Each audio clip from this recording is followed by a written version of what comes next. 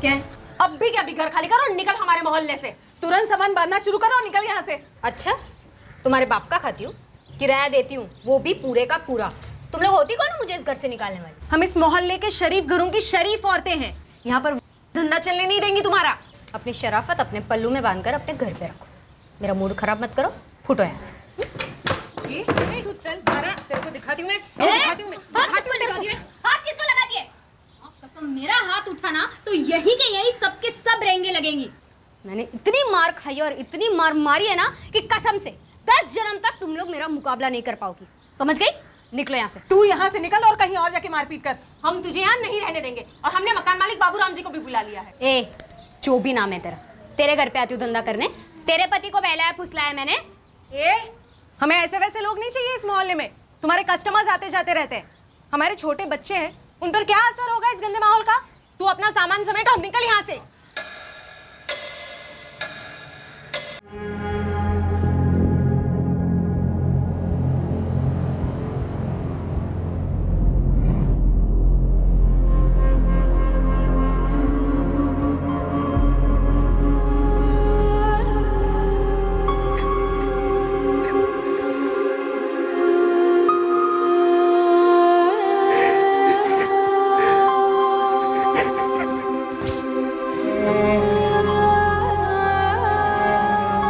Chocolate इतनी सी नहीं, इतनी बड़ी। ठीक है चलो बाय।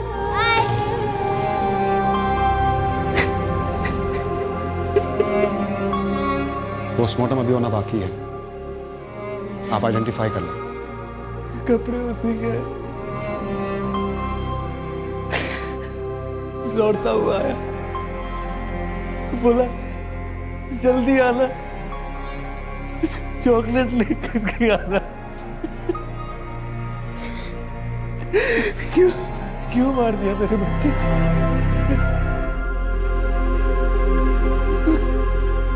बॉडी काफी डिकम्पोज हो चुकी है, लगभग 8 से 9 दिन पहले मौत हुई होगी। जिस दिन अगवा हुआ उसी दिन मारा गया होगा। पूरी पॉसिबिलिटी। इंस्पेक्टर, बच्चे को डुबोया गया था, चॉक्ड। Sexual assault?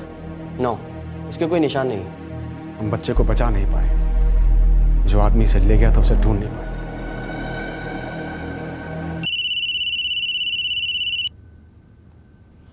हाँ दिव्या। अर्पिता आई है थाने से, कह रही है उस अननोन कॉलर औरत ने अब उसे फोन किया था कल रात को। उसने अर्पिता से कहा कि अब और भी बच्चों को निशाना बनाया जाने वाला है। मैंने उसको बातों में लगा कर रखने की बहुत कोशिश की और भी कुछ निकलवाने की कोशिश की। उसने मुझे कल फ़ोन पर ही बता दिया था कि लालू को मारा जा चुका है। मुझे लगा कि ऐसे ही बोल रही होगी, लेकिन आज सुबह पता चला कि लालू की डेड बॉडी मिली है बेड़ा घाट में। पूरी बात शुरुआत से क्या हुई, डिटेल में बताओ अर्पिता। कौन हो तुम और क्यों ये खेल खेल रही हो? मैं कोई खेल खेल रही हूँ? मैं तो बस पुलिस की मदद कर रही हूँ प्रीति को पकड़वाने में। तुम मुझे फ़ोन क्यों कर रही हो? क्योंकि तुम्हारी नाक बड़ी लंबी है अर्पिता, सबके मामलों में घुसेड़ रही हो। दूर रहो, समझी? लालू कहाँ है? उससे तुम्हें क्या, ये बदला है, लालू के माँ बाप से बदला। कौन किस बात का बदला ले रहा है? प्रीति ले रही है बदला। मैंने पुलिस से कहा पर वो मान ही नहीं रहे। देखती जाना, अब कॉलोनी के दूसरे बच्चे भी मरेंगे। एक एक करके प्रीति उन्हें मारेगी। लालू के माँ बाप जिम्मेदार होंगे सारे बच्चों के लिए। ये खुद प्रीति के शब्द हैं। ये सिर्फ शुरुआत है अभी। देखो, साफ साफ बताती क्यों नहीं हो कि ये प्रीति कहाँ है और कौन है ये प्रीति? Hello hello. बदले के बारे में कुछ नहीं बताया?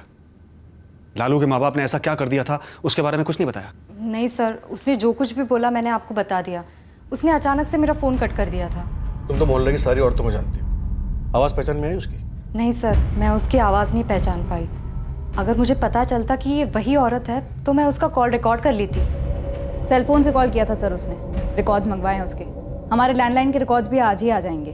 गुप्ता परिवार शोक में है अर्पिता, लेकिन हमें उनसे बात करनी है, ये जानने के लिए कि बच्चे को क्यों मारा किसी ने, और ये किस बदले की बात कर रही है वो औरत। इस वक्त उनकी हालत नहीं है कुछ बताने लायक।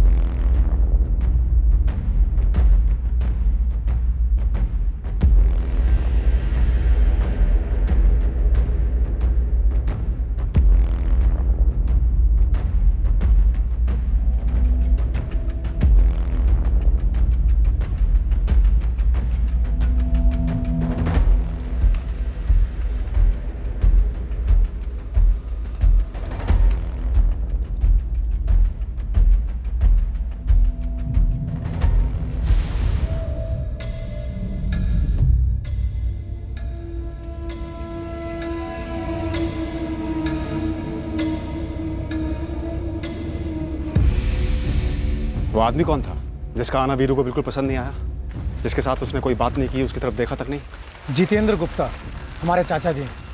और वीरू भैया को लगता है कि इन सबके पीछे वो हैं। और हम आपसे कब से पूछे जा रहे हैं किसी पे कोई शक है, किसी पे कोई शक है, तब तो आपने कुछ नहीं बताया। सर इसलिए नहीं बताया कि हमें लगा ही नहीं कि चाचा जी कभी ऐसा कुछ कर सकते हैं। कल रात में भैया ने बताया कि हो सकता है कि चाचा जी इसके पीछे हों, और आपने भी कहा था कि कोई करीबी ही हो सकता है। और हमारा चाचा जी से झगड़ा भी है। किस बात को लेकर? धंधे को लेकर। पहली दुकान पिताजी और चाचा जी ने मिलकर खोली थी, उसके बाद जितनी भी दुकानें सब भैया ने खोली हैं। अब चाचा जी को उसमें हिस्सा चाहिए। ना तो उसमें उनकी लागत है और ना ही मेहनत। कब की बात है ये? सर 12 साल पहले की। और वीरू को लगता है कि अब जाकर जितेंद्र गुप्ता ने अपना बदला लिया। शुरुआत में हमें ऐसा लगा ही नहीं, लेकिन अब किसी ने हमारे लालू को छीन लिया है तो हमें लगता है कि उन्होंने किया है। जीतू चाचा जी।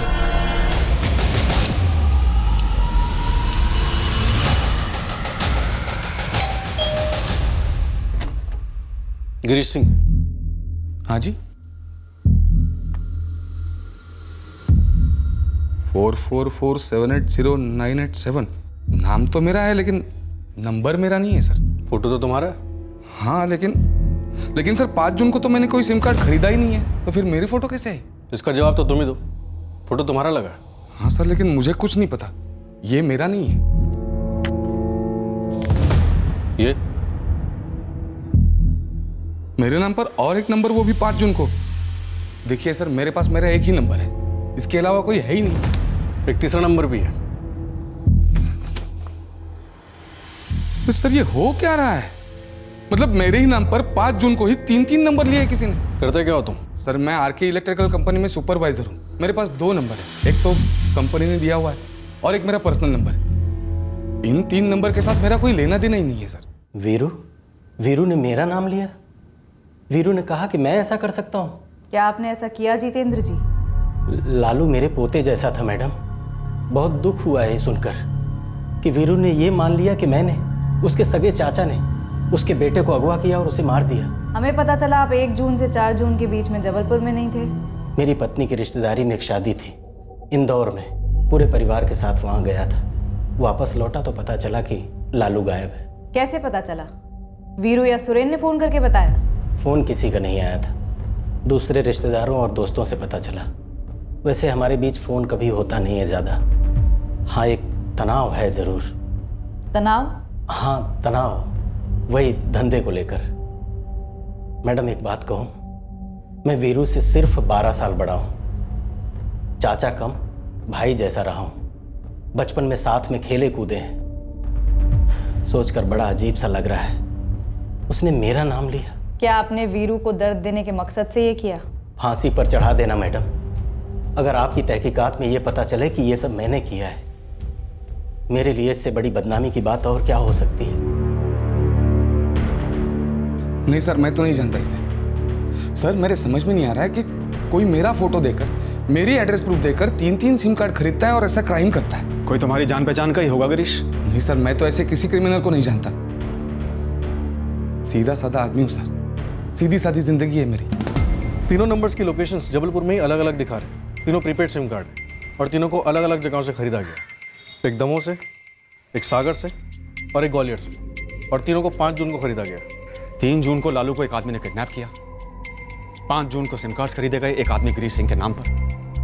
5 जून की शाम को हमें एक अज्ञात औरत का फोन आता है जो एक दूसरी औरत प्रीति का नाम लेती है, जिसकी हमने डिटेल में पूछताछ की मगर कुछ नहीं निकला। जैसे गिरीश के नाम का इस्तेमाल किया गया सिम कार्ड खरीदने के लिए, ऐसे ही शायद प्रीति और उसके पति संजय के नाम का इस्तेमाल किया गया हमें गुमराह करने के लिए। शायद वो फोन करने वाली औरत ही मास्टरमाइंड हो। वीरू के चाचा जितेंद्र गुप्ता की पूरी स्कैनिंग हुई, कुछ हाथ नहीं लगा। लगता है इनकी एक टीम है। लालू का किडनैप करने वाला वो आदमी और कॉल्स करने वाली औरत, जरूर इनकी साजिश रही हो। 3 जून को उस आदमी ने लालू का किडनैप किया और उसे मार दिया। 5 जून को इन लोगों ने सब तय किया होगा और कॉल्स करने शुरू किए हमें गुमराह करने के लिए। चलो एक बात तो समझ में आती है कि कॉल्स हमारा ध्यान बटाने के लिए किए गए, लेकिन जुर्म का मकसद, उसकी तरफ तो एक भी इशारा नहीं हुआ अभी तक। अर्पिता से बात करते वक्त उस औरत ने बदले की बात की थी, वीरू और राधिका गुप्ता से बदला। वो तो एक और चाल हो सकती है, झूठा एंगल खुलवाने के लिए, या फिर वीरू या राधिका में से कम किसी एक के साथ खूनी का कोई झगड़ा रहा हो। अज्ञात महिला कॉलर ने कहा था कि मोहल्ले के दूसरे बच्चे भी शिकार किए जाएंगे। इसके चलते हमने हमारी एक पेट्रोल टीम भवानी नगर में तैनात कर दी। साथ ही हमारे आदमी सादे कपड़ों में भी बच्चों के आसपास नजर रख रहे थे। अगर यह धमकी सच थी तो उसे हर हाल में रोकना था हमें। एक और बच्चे के साथ इतना भयंकर हादसा होने देने का सवाल ही नहीं था। फिर अचानक से अज्ञात महिला ने फोन करना बंद कर दिया। हम इस केस में फिर से वहीं पहुंच गए जहां से शुरुआत की थी, एक अंधी गली। सर, आपने हमसे 100 बार पूछा है, हमने आपको 100 बार बताया, और हमें सच में नहीं पता कि कौन हमसे कैसी दुश्मनी निकाल रहा है। तुम्हारे जितेंद्र चाचा तो नहीं है जिस पर तुम्हें शक था। हमने उन्हें बारीकी से टटोला है। फिर कौन है जो हमें इतना बड़ा घाव दे गया? कौन और क्यों? हमने बच्चे उठाने वाले सारे हिस्ट्री शीटर्स को भी खंगाला है, कहीं कुछ मिला नहीं। हमने बच्चों को मॉलेस्ट करने वाले एंगल के बारे में भी सोचा, किसी ने शायद बच्चे के साथ बलात्कार किया हो, लेकिन ऐसा कुछ हुआ नहीं है, सिर्फ कत्ल हुआ है। कौन है सर? कौन? बस एक बार उसे मेरे सामने लाकर खड़ा कर दे। मेरे 6 साल के मासूम बच्चे को क्यों मार दिया गया सर? क्यों?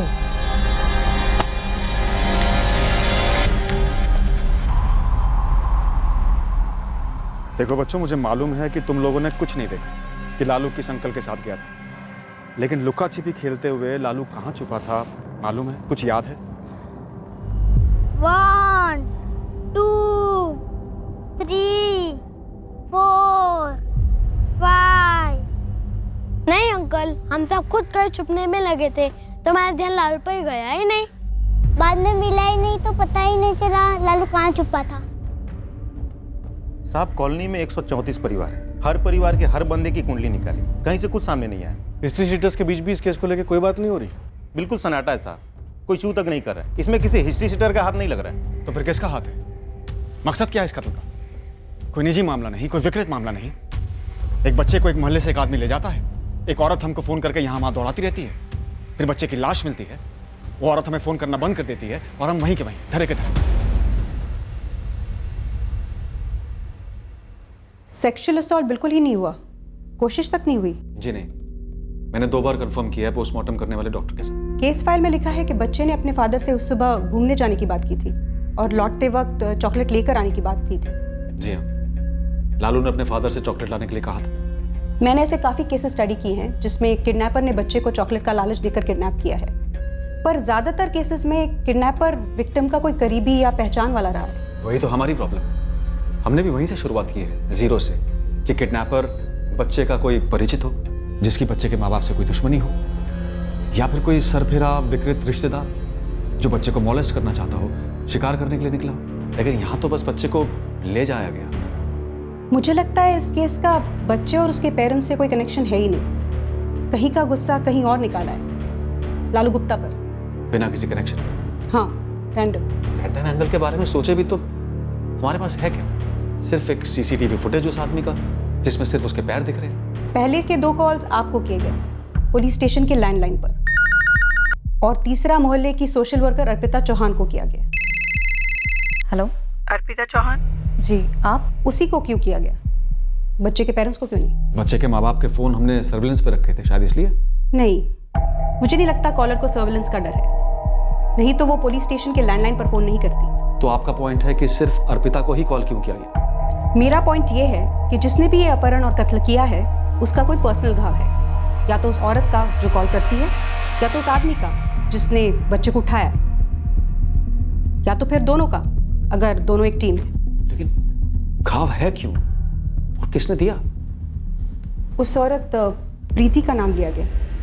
प्रीति को हमने थॉरली चेक किया है, उसके अगेंस्ट हमें कुछ भी नहीं मिला। लेकिन कॉलर चाहती है कि आपको प्रीति के खिलाफ कुछ मिले, इसीलिए बार बार कॉल करके उसका नाम लेकर आपको प्रीति की तरफ धकेला।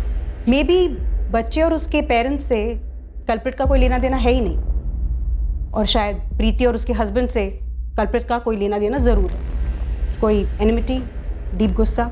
इसीलिए प्रीति और उसके हस्बैंड को फ्रेम करने के लिए ये सब किया है। शायद इस बच्चे को, इस मोहल्ले के किसी भी बच्चे को उठाकर मारने का बस एक ही मकसद रहा है कि प्रीति इस मोहल्ले में रहती थी। इस प्रीति कुशवाहा को संदिग्ध समझने के बजाय ये पता लगाइए कि प्रीति के दुश्मन कौन। भोपाल से प्रीति और संजय कुशवाहा को ले आओ, दोबारा बात करनी है। मेरे समझ में नहीं आ रहा है, आप लोग हमारे पीछे क्यों पड़े हुए हैं? उस औरत ने प्रीति कहा है ना, तो मैं दुनिया की अकेली प्रीति बची हूँ क्या? अरे वो किसी और प्रीति का जिक्र कर रही होगी। देखिए, इस बार हम आपको शक की नजर से नहीं देख रहे हैं, इसलिए आप प्लीज रिलैक्स हो जाइए। रिलैक्स इस पुलिस स्टेशन में, वो भी तब जब हमें सारे कामकाज के बीच से उठाकर लाया गया हो। संजय, प्रीति, आप दोनों प्लीज मेरी बात ध्यान से सुनिए और याद कीजिए, जब आप लोग यहाँ भवानी नगर में रहते थे तब किसी से कोई झगड़ा हुआ था? पूरे 1 साल थे आप लोग यहाँ। संजय, तुम्हारे बिजनेस में कुछ लेनदार है? 2 थे सर, और अब भोपाल में मेरा खून चूस रहे हैं। दोनों के नाम और कॉन्टैक्ट नंबर। सर कहीं आप ये तो नहीं कह रहे हैं कि कोई हमें फंसाने की कोशिश कर रहा है? हो सकता है। प्रीति, तुम्हारा किसी के साथ कोई झगड़ा? नहीं, मैं तो ज्यादातर घर पे ही रहती थी। घर का काम वाम, खाना पीना, कभी कदार मार्केट में किसी पड़ोसी से बातचीत हो गई तो बस। विनीत, दोनों लेनदारों को तुरंत कस्टडी में ले लो। सर। संजय, तुम्हारा कभी किसी के साथ कोई अफेयर था? मेरा मतलब है कोई लड़की जिससे तुमने शादी वादी का झूठा वादा कर दिया हो? प्रीति, तुम्हारा कभी किसी के साथ कोई अफेयर? शादी के पहले का कोई प्रेमी या फिर बाद का जो जल उठा? देखिए, ये बहुत ही पर्सनल सवाल है, मैं मानता हूँ, लेकिन एक बच्चा मारा गया और हमें शक है वो इसलिए मारा गया है क्योंकि वो उसी मोहल्ले में रहता था जिसमें आप रहते थे, ताकि शक आप पर हो। मेरा किसी औरत के साथ कभी कोई अफेयर नहीं रहा। और आपने ऐसा पूछने की हिम्मत कैसे की? मैं एक शादीशुदा औरत हूँ, संजय की पत्नी हूँ मैं, और आप लोगों से अलग अलग बात करें तब आप ज्यादा कंफर्टेबल रहेंगे। अलग अलग क्या बात करेंगे? जो बात करना यहाँ बात करते ना सर। देखिए, सब समझ में आ रहा है मुझे, आप लोग हमें फंसाने के लिए कोई नया गेम खेल रहे हैं। संजय, कोई गेम नहीं है, बैठ जाओ, बैठ जाओ। हमने कई कोशिशें की ये पता करने के लिए कि प्रीति और संजय कुशवाहा से किसकी ऐसी रंजिश थी जिसका बदला लेने के लिए उसने लालू गुप्ता की बेमतलब हत्या कर दी थी, पर हम उनसे कोई ठोस नाम नहीं निकलवा पाए। वो जो 2 लेनदार थे संजय के, उनकी बड़ी बारीकी और सख्ती के साथ पूछताछ हुई, पर इस संगीन जुर्म में उनका कोई हाथ नहीं लगा। 12 दिन निकल गए थे, लेकिन इस केस में हमारे हाथ कुछ नहीं लगा था, कुछ भी नहीं। यह केस जितना टफ था उतना ही विचित्र भी था। हर दिशा से बस हम एक अंधी गली में ही पहुंच रहे थे। कभी कभी सबसे भयंकर और क्रूर किस्म के जुर्मों के लिए भी क्रिमिनल्स के पास अपनी एक जस्टिफिकेशन होती है, अपना एक पक्ष होता है, और कुछ केसेस में मुजरिम को जुर्म करके पुलिस से एक कदम आगे रहने में एक विकृत मजा आता है। खुशी मिलती है उन्हें यह सोचकर कि उन्होंने कानून को चकमा दे दिया और आजाद घूम रहे हैं, और इसी खुशी के खुमार में वो अपने खेल के नियम फैलाने लगते हैं। इस जुर्म में भी मुजरिम के पास एक ठोस मकसद था। उसने अपनी अगली चाल चली। एक और कॉल आया और इस बार ये कॉल हमने क्रैक किया। एक मिनट। हेलो। तो पुलिस को प्रीति के खिलाफ कुछ मिला नहीं? तो तुम ही बता दो ना सामने से, क्या मिलना चाहिए था पुलिस को? इस बार अर्पिता के फोन का रिकॉर्डर ऑन था और इस अज्ञात महिला कॉलर की बातें रिकॉर्ड की गई। क्या मिलना चाहिए था पुलिस को? बता चुकी हूँ प्रीति, पर अब तक कुछ हुआ नहीं तो जाने दो। क्या नहीं हुआ? क्या जाने दो? अब कुछ भी करेंगे तभी लालू तो नहीं लौटने वाला, तो जाने दो ना इस सबको। प्रीति ने लालू को क्यों मारा? हेलो हेलो, सच में जानना चाहती हो क्यों? हाँ मुझे जानना है, और लालू के माँ बाप को भी। घर से निकाले जाने का दर्द समझती हो तुम? तो क्या प्रीति को लालू के माँ बाप की वजह से घर से निकाला गया था? बेघर कर दिया था प्रीति को, अपने स्वार्थ के लिए, अपने मतलब के लिए। वो दर्द जब वापस मिलता है तब पता चलता है कि दर्द क्या होता है। चोट कभी भी एक तरफा नहीं होती। कहाँ से बेघर किया गया था प्रीति को? और कहाँ से? बेघर का मतलब समझती हो ना? ये समझ नहीं आ रहा है कि तुम प्रीति की क्या लगती हो। क्या चाहती हो तुम, कि मैं लालू के माँ बाप को ये संदेशा दे दूं कि उन्हें सजा मिल रही है प्रीति को बेघर करने के लिए? और पहले तुम प्रीति को पकड़वा रही थी, अब उसकी हिमायत कर रही हो। तुम कौन हो? चाहती क्या हो? मैं सिर्फ इतना कह रही हूँ कि प्रीति ने जो किया गलत किया। उसने मेरा भी इस्तेमाल किया। मैं चाहती हूँ कि उसे उसके किए की सजा मिलनी चाहिए। मुझे सिर्फ इस बात का बुरा लग रहा है कि मुझे पता था ऐसा होने वाला है, फिर भी मैं बच्चे की जान नहीं बचा पाई।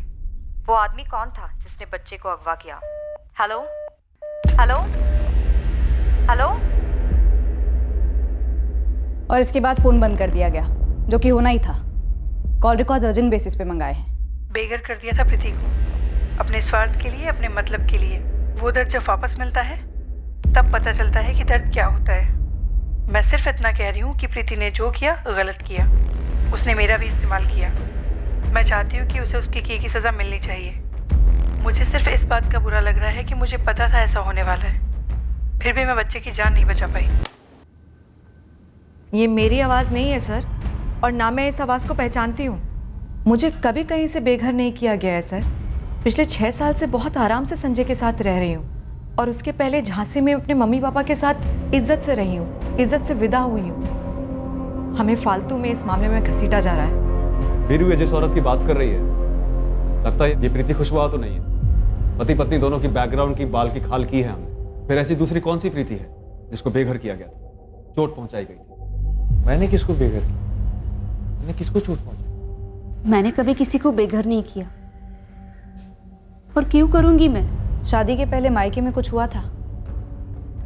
कोई प्रीति नाम की लड़की थी, रिश्तेदार या किराएदार? जी नहीं। और प्रीति तो छोड़िए, मेरी पूरी जिंदगी में मैंने किसी के साथ ऐसा झगड़ा नहीं किया, ना मेरे घर वालों ने। राधिका से शादी के पहले कोई और थी तुम्हारी लाइफ? नहीं थी। राधिका और मेरी अरेंज मैरिज है। कभी किसी और के साथ अरेंज मैरिज होते होते टूटी हो, या फिर किसी लड़की को कभी तुमसे एक तरफा प्यार हुआ हो? सर, अरेंज शादी में सभी 3-4 लोगों को देखा। मैंने भी 3-4 लड़कियों को देखा था, पर कभी किसी को बेघर नहीं किया। ये औरत भी किश्तों में सुना रही है दास्तान, और वो भी ऐसी दास्तान जो कहीं मेल नहीं खा रही। ये औरत हमें गुमराह कर रही है, ये तो समझ में आ रहा है, लेकिन कहाँ गुमराह कर रही है ये समझ में नहीं आ रहा। सर, ये पूरा का पूरा खेल फर्जी मालूम होता है। बच्चा अगवा करके मारा गया, ये सच तो फर्जी नहीं है ना गुरु? ना कौन बोल रहा है सर?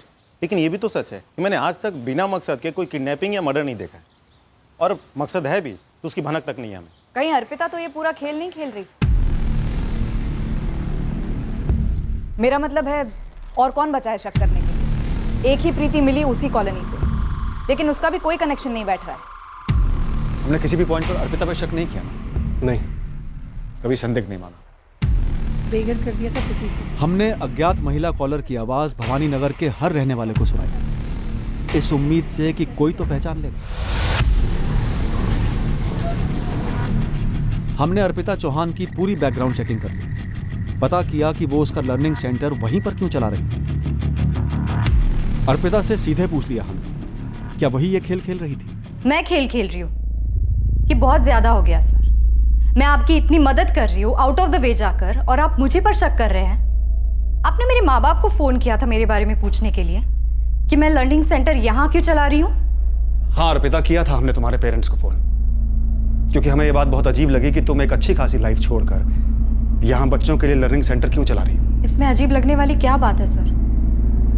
आपको ऐसा तो नहीं लग रहा है ना इस सोशल वर्क के पीछे मेरी कोई बुरी शादी है? शायद मैंने अपना बच्चा खोया है, बहुत दुख दर्द है मेरी जिंदगी में। अगर आप ऐसा सोच रहे हैं तो ऐसा बिल्कुल नहीं है सर। मुझे बच्चे पसंद है, सोशल वर्क करना पसंद है, इसीलिए मैंने ये लर्निंग सेंटर यहाँ पे खोला है। मुझे ऐसे लोग होते हैं, नॉर्मल होते हैं, और मैं कोई पागल नहीं हूँ जो अपने मोहल्ले के किसी बच्चे को उठवा कर उसको मार दूँ, वो भी वो बच्चा जिसे मैं अच्छी तरीके से जानती हूँ, और कोई दूसरी औरत से ऐसे कॉल्स करवाऊँ। सर, बाकी की सारी चीज़ें साइड में, आप थोड़ा सा तो कॉमन सेंस इस्तेमाल कर सकते थे मुझ पर शक करने से पहले। अर्पिता, इस केस में ना तो हम अभी तक कल्प्रिट के बारे में कुछ जान पाए हैं और ना ही मोटिव के बारे में। हमारे पास एक भी सुराग नहीं है। सालों में पहली बार आज किसी केस को लेकर इतना बेबस महसूस कर रहे हैं। हमें सब पर शक है, इसलिए तुम पर भी शक हुआ। सॉरी। एक ब्रेक थ्रू है। गुरु को प्रीति नाम की लड़की के बारे में पता चला, जो उस मोहल्ले में 2 साल पहले रहा करती थी। उसे भी बेघर किया गया था। कौन है ये प्रीति? जब जमुना ने हम लोगों से बोला ना, तब हमें ख्याल आया। तीसरी गली के दूसरे घर में रहती थी वो वाली प्रीति, पर पूरा नाम क्या था वो हमें पता नहीं था। वो बाबूराम जी है ना, उनके मकान में भाड़े पर रहती थी। उसे घर से किसने निकाला था? वीरू और राधिका ने? सर, हम सब ने मिलकर ही निकाला था, और मकान मालिक को फोन कर दिया था और वो आ गए थे। तुझे याद है वो वाली प्रीति जो घर से धंधा करती थी और जिसे पुलिस पकड़ के ले गई थी? तो ये प्रीति घर से धंधा करती थी, इसलिए आप लोगों ने उसे घर से निकाल दिया या निकलने को कहा? हाँ सर, उसे 6 महीने की जेल भी हुई थी।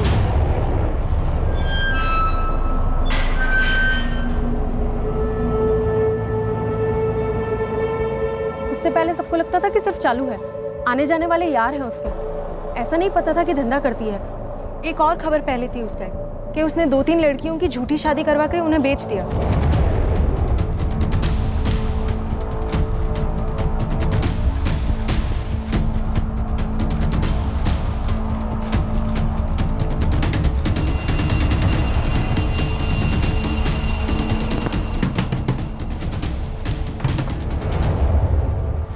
क्या? अब भी क्या, भी घर खाली करो और निकल हमारे मोहल्ले से। तुरंत सामान बांधना शुरू करो और निकल यहाँ से। अच्छा, तुम्हारे बाप का खाती हूँ, किराया देती हूँ, वो भी पूरे का पूरा। तुम लोग होती कौन हो मुझे इस घर से निकालने वाली? हम इस मोहल्ले के शरीफ घरों की शरीफ औरतें हैं। यहाँ पर धंधा चलने नहीं देंगी तुम्हारा। अपनी शराफत अपने पल्लू में बांधकर अपने घर पे रखो। मेरा मूड खराब मत करो, फुटो यहाँ से। तू चल, तेरे को दिखाती हूँ मैं। हाथ किसको लगा दिए? कसम, मेरा हाथ उठा ना तो यही के यही सबके सब रेंगे लगेंगी। मैंने इतनी मार खाई और इतनी मार मारी है ना कि कसम से 10 जन्म तक तुम लोग मेरा मुकाबला नहीं कर पाओगी। समझ गई? निकलो यहाँ से। तू यहाँ से निकल और कहीं और जाके मारपीट कर। हम तुझे यहाँ नहीं रहने देंगे और हमने मकान मालिक बाबूराम जी को भी बुला लिया है। ए, जो भी नाम है तेरा, तेरे घर पे आती हूँ धंधा करने। तेरे पति को बहलाया फुसलाया मैंने। हमें ऐसे वैसे लोग नहीं चाहिए इस मोहल्ले में। तुम्हारे कस्टमर्स आते जाते रहते हैं। हमारे छोटे बच्चे हैं, उन पर क्या असर होगा इस गंदे माहौल का? तू अपना सामान समेट और निकल यहाँ से। फिर मकान मालिक बाबूराम जी आए और उसे घर से निकलना ही पड़ा। बहुत गुस्से में निकली थी वो यहाँ से। हाँ, उसने तो मारपीट की धमकी भी दी थी। हे राम, कहीं उसी ने तो नहीं किया ये सब? नहीं सर, इन सब के बीच में मैंने उसे कभी कुछ नहीं कहा। मैंने भी नहीं कहा। मुझे तो ये सारी बातें काफी बाद में पता चली और उस वक्त तो मैं यहाँ थी भी नहीं। जो आवाज हमने आपको सुनाई थी वो प्रीति की हो सकती है? सर 2 साल पहले की बात है, आवाज़ कैसे याद रहेगी? मकान मालिक बाबूराम का नंबर और एड्रेस दीजिए। मोहल्ले की बाकी औरतों ने उस प्रीति को घर से निकाला। उस वक्त तो हम वहाँ थे भी नहीं। पूरे मोहल्ले से बदला लेने के लिए उसने हमारे बच्चे को निशाना बनाया।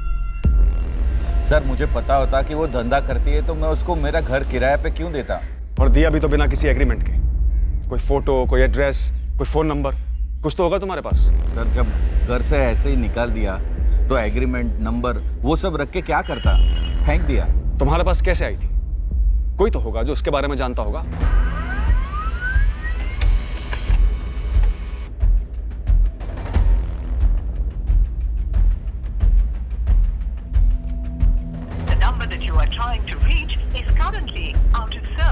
बेघर किया गया था इसे, यही कहा था उस कॉल करने वाली औरत ने। सही कहा। और हम गलत प्रीति के पीछे पड़ गए थे, प्रीति कुशवाहा। और इस गलत प्रीति की तलाश में हम भोपाल तक पहुंच गए, जबकि ये असली प्रीति ये ले गई होगी लालू को भोपाल। और भोपाल में इस वाली प्रीति की तलाश करते हैं। शायद वो कॉलर ये प्रीति ही हो जो मैं गलत प्रीति के पीछे भेज रही थी। पता होगा उसे कि प्रीति कुशवाहा यहाँ जबलपुर में भवानी नगर में रहती थी और अब पिछले 1 महीने से भोपाल में रहती है, तो हमें वहाँ भेज दिया। उसे यहाँ की भी सारी जानकारी होगी। पॉइंट। तो भोपाल जबलपुर जहां भी हो, ढूंढ निकालते हैं इस प्रीति को।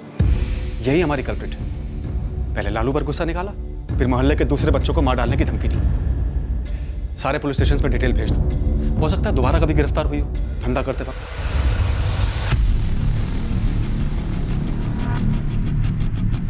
अब इस दूसरी प्रीति के लिए जबरदस्त खोज शुरू हुई। हमें यकीन था कि यही प्रीति इस जुर्म के पीछे है। भोपाल का चप्पा चप्पा छाड़ा गया और जबलपुर का भी।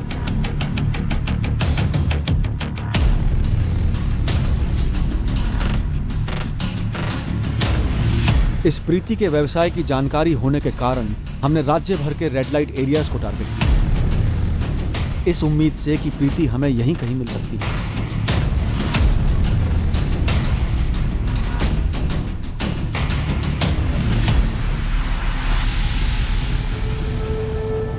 और ये प्रीति हमें मिली और काफी जल्दी मिल गई भोपाल से। उस तक हम उसके जरिए पहुंचे।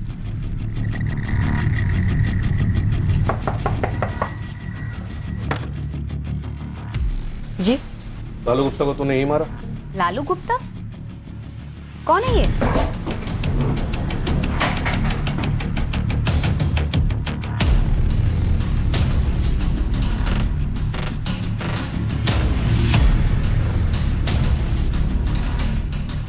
अरे मैडम, आप किस लालू गुप्ता की बात कर रही हैं? लालू गुप्ता भवानी नगर वाला, 6 साल का बच्चा।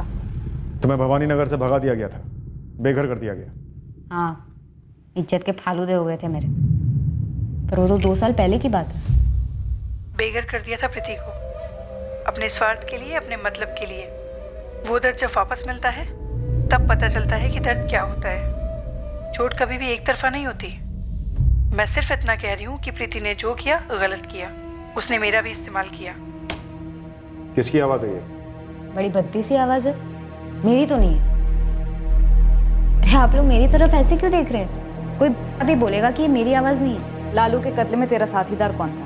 पहली बात तो ये कि मैं धंधे वाली, धंधा करती हूँ और इसके लिए कई बार गिरफ्तार भी हो चुकी हूँ और सजा भी काटी है। और दूसरी बात, ये सिर्फ एक भवानी नगर नहीं है जहाँ से मुझे इस तरह से लात मार के निकाला गया। 8 सालों से धंधा कर रही हूँ मैडम, और इन 8 सालों में कई जगह से अलग अलग तरीके से बदनाम हुई हूँ मैं, पकड़ी गई हूँ, बेघर की गई हूँ। हिस्सा है अपनी लाइफ का मैडम, कोई गम नहीं। हाँ, लेकिन ये बच्चा मारने वाली जो बकवास आप लोग ने की है ना, वो तो मतलब आप बंद कर दीजिए, क्योंकि मैंने ऐसा कुछ नहीं किया। प्रीति, इस कमरे में ये सबसे ज्यादा बोला गया झूठ है। पर सर, मैं झूठ नहीं बोल रही हूँ, मैंने सच में कुछ नहीं किया। इस कॉलर ने चोट और दर्द की बात की है, जो तुझे हुआ होगा जब तुझे भवानी नगर से निकाला गया होगा। भले ही किसी और जगह भी हुआ हो, पर यहाँ शायद सबसे ज्यादा हुआ दर्द। मैडम, की लाइफ में कोई एक दर्द हो तो गिनवाऊं। दर्द ही दर्द है हमारी लाइफ में।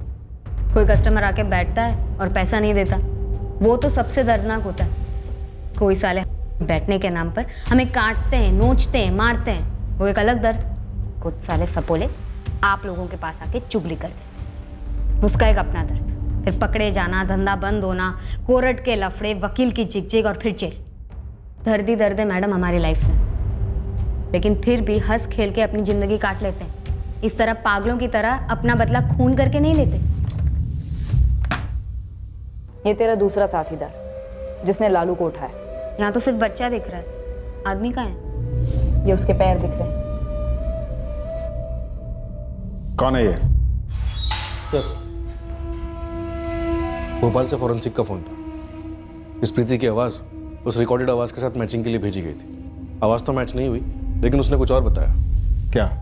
सर, ये जो कॉलर जो आपको इन्फॉर्मेशन या लीड्स देती आई है, इसका औरत होना ज़रूरी नहीं है। ये क्या बोल रहे हो अमित?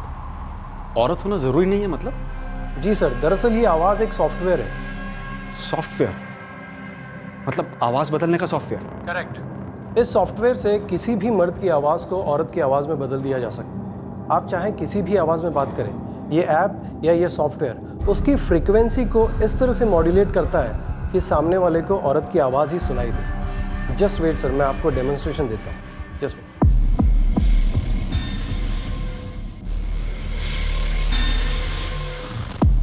सर, मैं अब इस ऐप के जरिए आपसे बात करूंगा। हाँ बोलो अमित।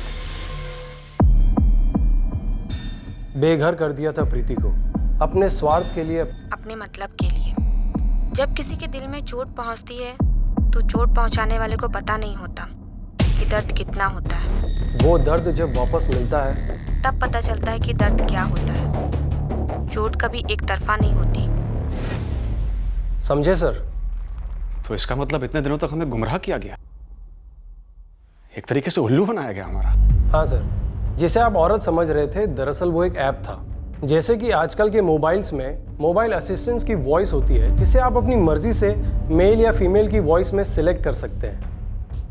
भले ही कॉलर ने हमें बेवकूफ़ बनाया हो, लेकिन एक बात सच है कि फोन के दूसरी तरफ मुजरिम ही है। वो ये वाली प्रीति हो सकती है या कोई और। पहले वाली प्रीति कुशवाहा की तरह कहीं इस प्रीति को भी फंसाने की कोशिश तो नहीं की जा रही? या ये प्रीति ये वॉइस मॉड्यूलेशन ऐप यूज कर रही थी? प्रीति कह रही है जो आदमी सीसीटीवी ग्रैब में टेम्पो में पीछे बैठा हुआ है लालू के साथ, उसे लगता है वो उसे जानती है। कौन है ये? मुझे लगता है ये विवेक है, विवेक भारती। पैर देखते पहचान गई? मुझे लगता है ये विवेक भारती है। 6 महीने रही हूँ उसके साथ, बहुत करीब से जानती हूँ उसको। वो बिल्कुल ऐसा ही जूता पहनता था। मैं पूरे यकीन के साथ कह सकती हूँ ये विवेक भारती है। और ये विवेक भारती इस वक्त कहाँ मिलेगा? एड्रेस तो नहीं है मेरे पास, पर नंबर दे सकती हूँ। 4 दिन पहले फ़ोन किया था इसने मुझे। याद आ रही थी तुम्हारी? भुला दे मुझे पूरी तरह से। देख मेरा माथा खराब हो रखा है, मैं कुछ भी कर दूंगी। नंबर दो उसका। कैसे दूं सर? फोन तो आपके पास है। पीसीओ से फोन करना, किसी सेल्स वेल्स कंपनी का नाम ले लेना, उसे बिल्कुल भी शक नहीं होना चाहिए। तो क्रेडिट कार्ड कंपनी का नाम सुनते ही फोन काट दिया विवेक ने। वो तुम्हारे साथ दोबारा रिश्ता जोड़ना चाहता है ना? हाँ, पर एक नंबर का बीमार है। वो होते ना विकृत बुद्धि वाले, जिनके दिमाग में सिर्फ गंद भरी होती है, वो है ये। इन्हें 4 साल की जेल भी काटी है। जेल? किस लिए? के चार्ज में अंदर था। प्रीति उसे कॉल करो और उससे झूठ मूठ की सुलह करो और उसे अपने घर बुलाओ। अरे सर, वो पागल है, कुछ भी कर सकता है। कुछ नहीं होगा, तुम उसे बुलाओ घर, जैसे वो आएगा मुझे धर लेंगे, डरने की जरूरत नहीं है।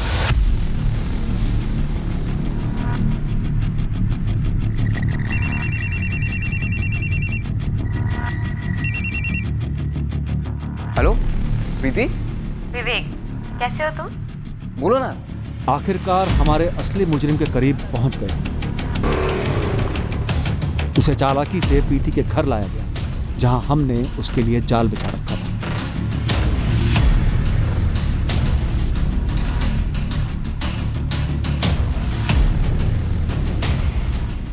हमें जरूरत ही नहीं पड़ी कि प्रीति के जरिए हम विवेक भारती की पहचान करवाएं। उसकी तस्वीर हमारे पास पहले से थी। जबलपुर के एक दूसरे थाने में उसके क्रिमिनल रिकॉर्ड्स थे, जहां उसे के लिए गिरफ्तार किया गया।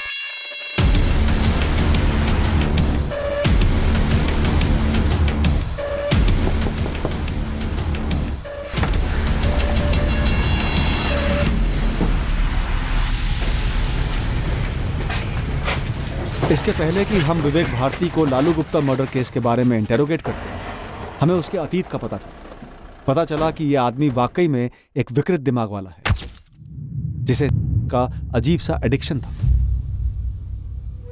विवेक भारती की पहली शादी मधु नाम की लड़की से हुई थी। 1 साल के अंदर डिवोर्स हो गया था। मधु को पता चला विवेक के वहशी एडिक्शन का। 24 घंटे की मांग करने वाले और उसके अलावा कोई रिश्ता नहीं रखने वाले विवेक से मधु तंग आ गई और उसने शादी तोड़ दी। बहुत जल्द विवेक की जिंदगी में नम्रता आई और विवेक उसके साथ रिश्ता बनाने में कामयाब हो गया। अपने घर वालों की मर्जी के खिलाफ नम्रता विवेक के साथ भागकर जबलपुर चली आई, जहां से विवेक बिलोंग करता था।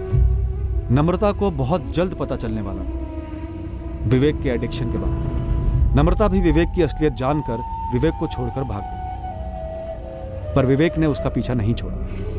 वो उसके पीछे पागलों की तरह पड़ा रहा, उसे परेशान करने लगा। इसके चलते नम्रता ने विवेक के खिलाफ की शिकायत की और विवेक ने 4 साल जेल में बिताए।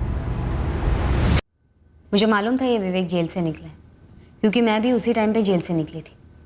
मेरी फ्रेंड है वंदना, उसने मिलवाया था मुझे इस विवेक से। उसका पति विवेक के साथ जेल में था। कैसा आदमी है ये विवेक? पागल तो है ही, जैसे मैंने आपको बताया, पर एक बात है सर, काफ़ी अच्छे खानदान से, पढ़ा लिखा है। सागर में रहते हैं उसके भाई बहन, पुश्तैनी ज़मीनें, हवेली, सब कुछ है। माधव बता रहा था कि कोई सेल्समैन का काम करता है ये विवेक, लेकिन काफ़ी तगड़ी पार्टी है।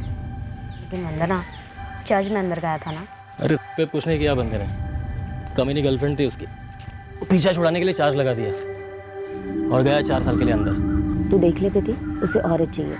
तू अब भी निकली है जेल से, कहाँ वापस धंधा वंदा जमाएगी। और इतना ज़रूर बता दूँ, तुझे संभालने की अच्छी औकात रखता है वो, पूछते नहीं पैसे है उसके पास। उनकी बात बिल्कुल सही थी मैडम, पैसों की कमी नहीं थी, पर एक नंबर का सरफिरा है, पागल है बिल्कुल। के मामले में? क्योंकि कंपटीशन लग जाए ना तो ओलंपिक जीत के आए, आधे आधे घंटे पे तलब लगती थी। उसके लिए ना लाइफ में और कुछ मायने नहीं रखता था इसके अलावा। अच्छी खासी देखभाल तो करता हूँ तेरी, थोड़ा सा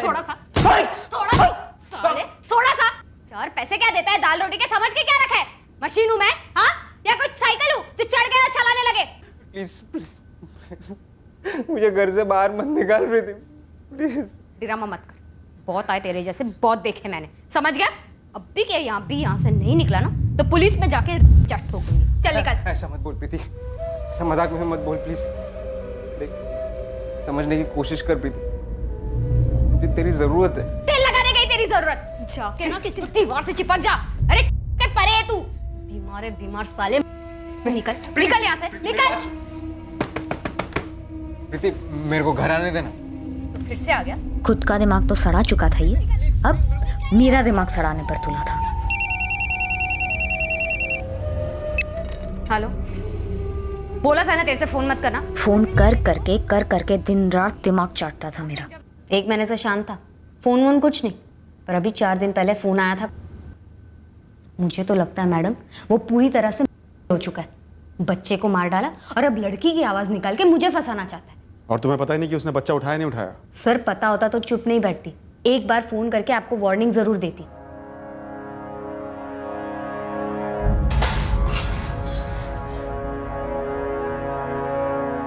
सीधे सीधे बताएगा या धुलाई करें तेरी?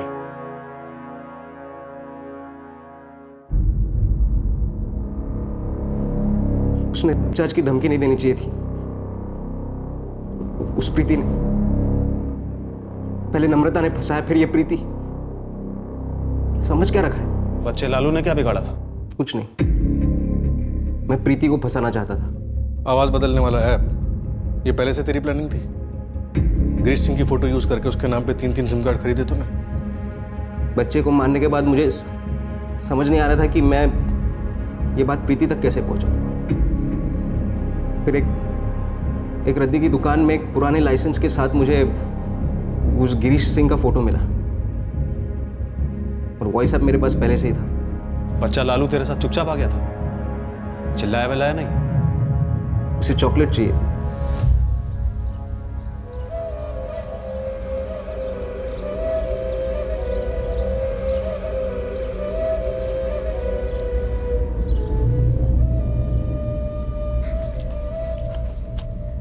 अंकल चॉकलेट दो ना थोड़ा। ये वाली तो खत्म हो गई। और नहीं है? घर पे फ्रिज भर के, जितना चाहिए ले ले।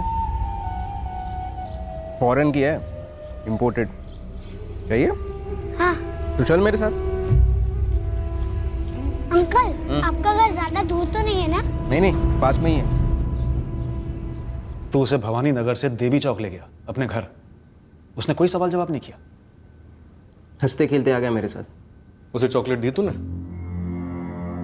जलेबी खिलाई। आजा बेटा, तू यहाँ बैठ जा, मैं ये जलेबी प्लेट में डालकर लाता हूँ। क्या? पहले गर्मा गर्म जलेबी खा ले और फिर ठंडी ठंडी चॉकलेट।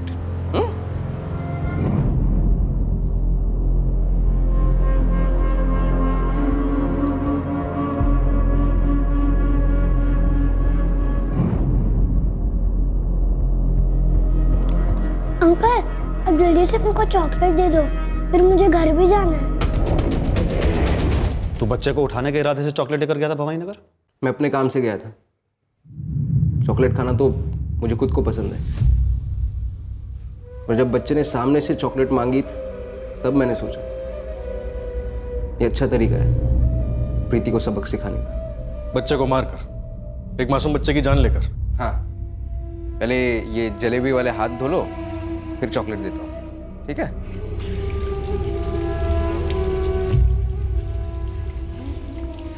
नाम क्या है तुम्हारा? वैसे तो मेरा नाम ललित है, लेकिन सब लोग मुझे प्यार से लालू बुलाते हैं।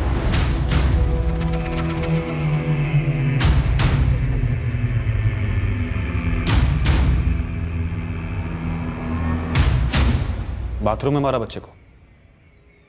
बाल्टी में डुबोकर? लाश को कब ठिकाने लगाया? उसी रात को। उठ, खड़ा हो। कहां से उठाया था बच्चे को? कहां तेरा घर है? कहां मारा, कहां फेंका? चल, हर जगह दिखा, चल। लालू के माँ बाप वीरू और राधिका और पूरा भवानी नगर इस केस की असलियत जानकर सुन पड़ गए। हमने विवेक भारती की लगातार पूछताछ की, यह पक्का करने के लिए कि प्रीति का इस मर्डर में कोई हाथ था या नहीं। आखिर में हमने प्रीति को छोड़ दिया, उसके खिलाफ हमें कुछ नहीं मिला।